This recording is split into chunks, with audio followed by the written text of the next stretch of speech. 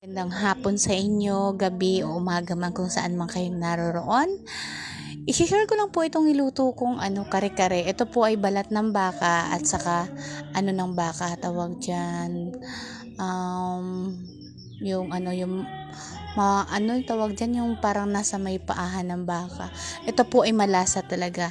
Sa pagpe-prepare ko po nito, hinugasan ko ng suka at asin yung balat ng baka at saka yung paan ng baka para po mawala yung langsa. Pagkatapos po iginisa ko siya sa maraming luya, saka po ako nagmix yan po ay naglagay po ako ng annatto seeds kasi hindi po ako gumagamit talaga ng food color. Annatto seed po ako, maraming bawang, maraming sibuyas, tapos yung annatto seed po tinunaw ko muna sa tubig lang, yung kasi po yung siya buto.